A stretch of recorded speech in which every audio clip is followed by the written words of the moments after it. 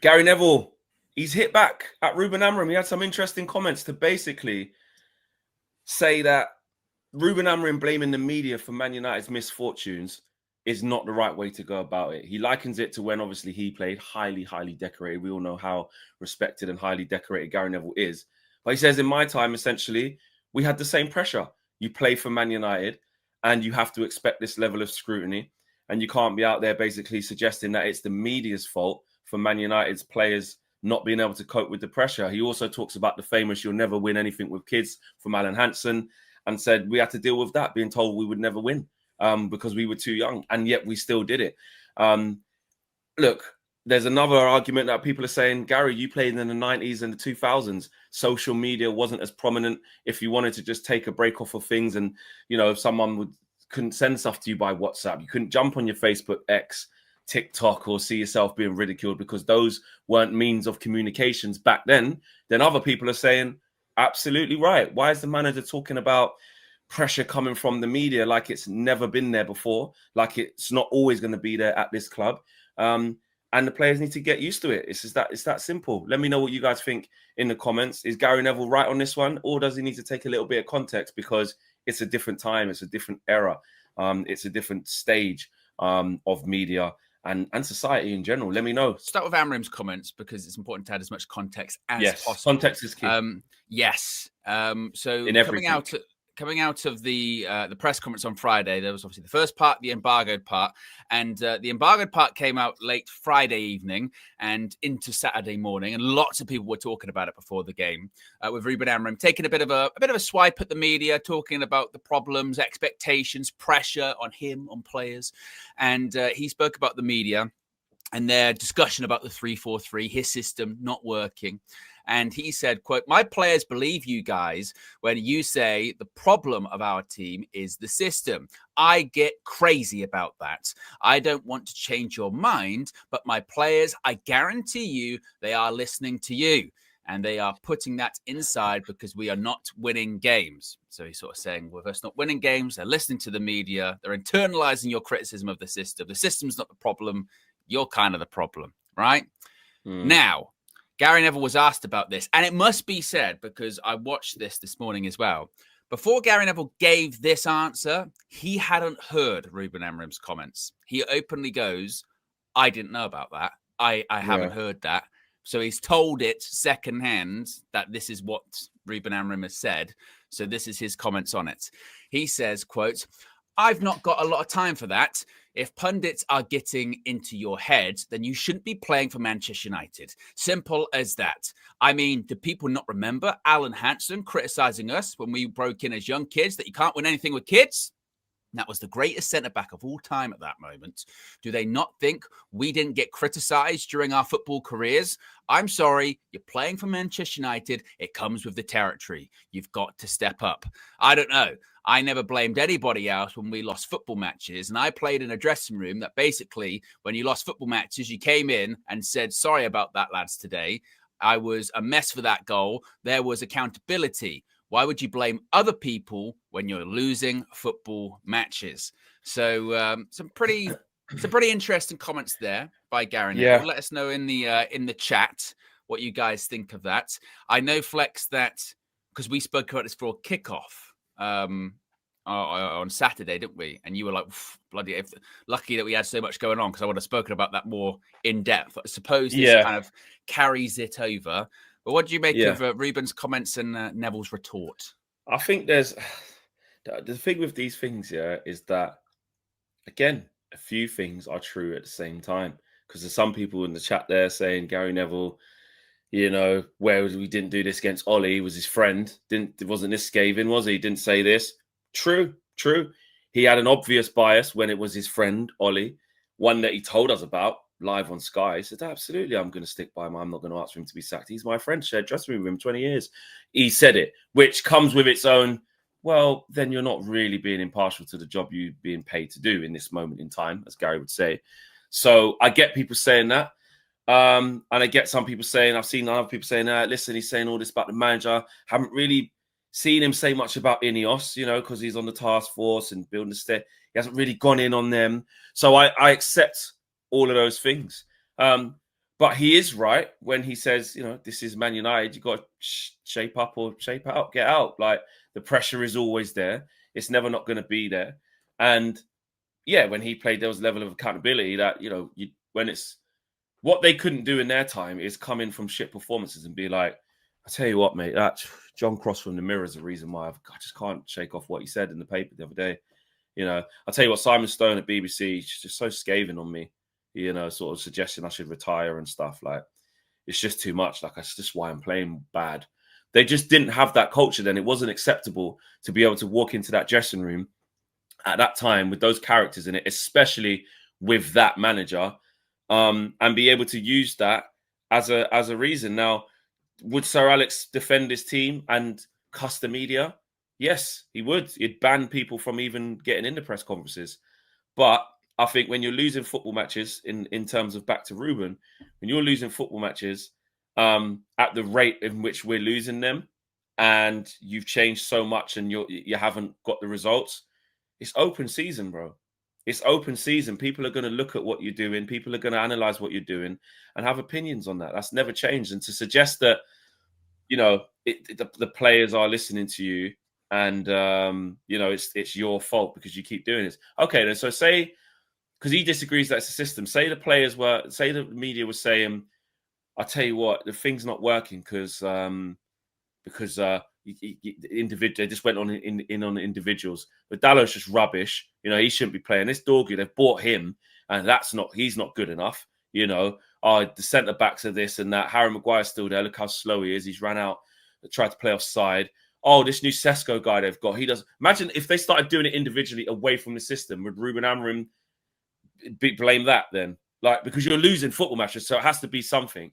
Does he only want them to just say, well, it's just because they're not confident right now, and the confidence will come, and Man United are going to win a whole load of football matches? It's just because you don't like what they're saying. You disagree with what they're saying. So he can't have it both ways. But at the same time, players are listening, and we know they are weak mentally and fragile mentally. So it is going to have a negative effect as well as that. But it's Man United. I'm not here to hear that, personally. It's a really good, I think, all of this sort of case study in media literacy, because it's not, when you push back on maybe what Ruben Amorim has said, it's not to say that you're completely writing off the effect that the media has, because of course it's impossible for it to not have an effect on players, particularly with how plugged in they are to social media nowadays. The new generation of growing up with it, it's like a drip that they're just attached to social media all the time. You can't avoid it. And there is, particularly when it comes to Manchester United, extra pressure, extra scrutiny. It's on another level. So when you push back on maybe what Ruben Amorim is saying, it's not to say that you're completely saying, oh, it doesn't have an effect. Of course it does. I think it's right to push back in saying, well, pressure and scrutiny has always been a thing. I think that what Gary Neville is saying there, a lot of what I think what Gary Neville is saying there is true. It is true, what he's saying. Sort of going that the reason there is extra scrutiny on Ruben Amorim and his tactics, his system, his players right now is because more often than not, they're not winning football matches. That's where the real pressure is coming from. That's where the real scrutiny is coming from right now. If we were winning matches all the time, there would still be scrutiny. There's always going to be scrutiny, but it would be far less, and the discourse would be far nicer because we'd be winning football matches and we'd be successful. The extra scrutiny comes from not winning games. And Gary Neville is right. When he was playing, yes, okay, there wasn't social media around, but when you've got Alan Hansen on BBC, one of only a few channels at the time, going, you won't win anything with kids, hey, a lot of people are going to see that. A lot of people are going to see that. Just as many people maybe now as on social media. Like the pressure. The biggest emphasis was on Match of the Day back then. Yeah. And if it was written in the papers, I mean, we kind of don't. Modern, I guess, current generation maybe don't really take for granted like the power of being on the front or the back of the newspaper back in the day. Like that was genuinely like, God, Mike, if that was the main thing. Shit, you're on the back page. If you're on the back, everyone would see that, right? So, pressure's always been a thing. So, and media scrutiny and media not being fair has always been a thing. So, I don't think Ruben Amorim can blame his failures on that. But at the same time, I don't think he is blaming all of his failures on that. I think because he even says in the quote, if you're not going to change your opinion, that's fine. I think he's just sort of.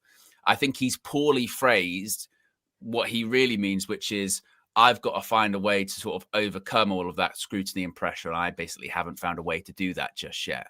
And like you say, when you come out, it's a bit like when he came out and said, "Oh, some days I want to stay here, and some days I want to, quit." It's just not a great look because you have the perception of someone that's kind of cracking or doesn't know how to handle all of that, pressure and scrutiny that comes with it. So I think we've got a poll in the chat that says who's in the right with these comments. Amorim, Neville, both, neither.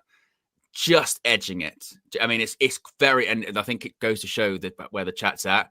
Amorim, Neville, both are pretty much all on 30% together, like 30 each. So like it's like 30, and then neither's 10. So it goes to show that everyone's got kind of mixed feelings on this. Yeah. I lean more to the whole thing of they're technically both in the right here, in the sense of I think what Gary Neville was saying is absolutely true.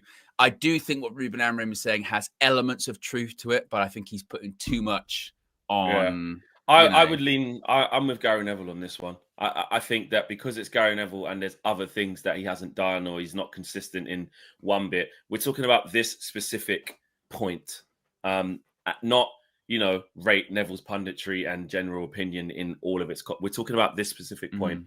And if you're asking me to what side I'm more on the coin with this, I'm more on Gary Neville's side because it's about accountability. And I think when you lose this many football matches at this club, it's dangerous. For me personally, if we start lowering the accountability bar where it's okay to suggest that like media is the reason. It's not system. It's not anything I'm doing. I'm the coach. I'm in control of all these players. It's actually not that. It's what you're writing. Nah. But he would push back. He would push back. And this is what I didn't agree with him. With him saying, he said on Friday in the other part of the press conference, basically, you can't say the 3-4-3 doesn't work because some days it does work. It does, so he'd point to the weekend, right? He'd go, we beat Sunderland 2-0. We won that day.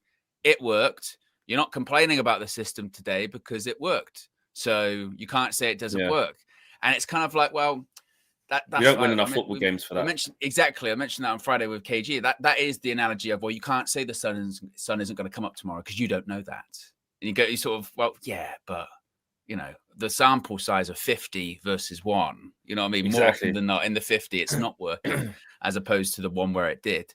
So like this, I'll go back to why it's a thing of, it's a case study of media literacy is because the answer is very, very nuanced, isn't it? Like you say, a lot of the different things being said here are true. The media and the scrutiny on Manchester United versus other teams is far superior and far and more severe. The scrutiny that comes from the fans is more severe than maybe other clubs. So it's the praise, though, Owen.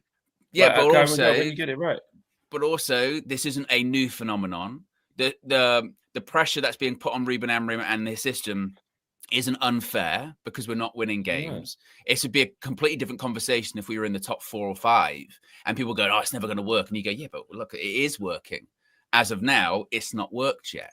So it's not, you know what I mean? It's one of those ones. There's never a single point where it's just because of this. It's just because of that. And you're getting into that bit. Criticism is justified. You're getting into that bit where people are acting like it's this crap, and you just got to be careful with you can't go in too hard. What are we like? We're getting back to that again, where we're too flaky. We're being too soft. Like Slim Reaper says, you're missing the point, Flex. I'm not missing the point. I get the point Ruben Amorim's trying to make. That it's actually affecting my players, and I have to undo that. That's what he's saying. But bro, when you've lost all these games, and that is true. That's true. Of course, that doesn't mean that doesn't mean I think it's the correct thing to go into the press conference to insinuate that the media is the reason why it's happening because you lot keep writing that it's the system. That doesn't negate that. Those two things don't go hand in hand for me. If you're in an interview talking about, of course, there's pressure on the players. When they hear stuff in the media, it has a negative effect on them. All right, great. That's playing for that. What we're starting to forget, I think, is what it is to play for this. Like, you get the great contract, you get the great support, and your social media following goes up. You get paid very handsomely. You get a nice contract. When you win, you get amazing bonuses. You get a lot of perks for playing for Manchester United, let alone the sheer, principle of playing for us itself is a privilege. You get that privilege already of saying you are a Man United player. Yes, it's in bad times now, but that still counts for something. So when you sign that contract to play for this football club, you're signing it to accept everything it comes with. And more so when you say you want to manage this football club, especially in recent times, especially in how society is now with social media, with online, with, you know, the level of scrutiny. You sign up to all of it. So you can't then lose all these games and act a bit surprised about it or act a little bit, you know, again, like people saying, you know, what, you think David Beck, have you seen that documentary? Have you seen that documentary of what David Beckham had to put up with? And this is a player, and these are guys in a time where they were winning a lot of stuff, people. These are world-class generational players. People like Rooney, people like flipping Gerrard, people like Scholes, people like Rio, people like David Beckham.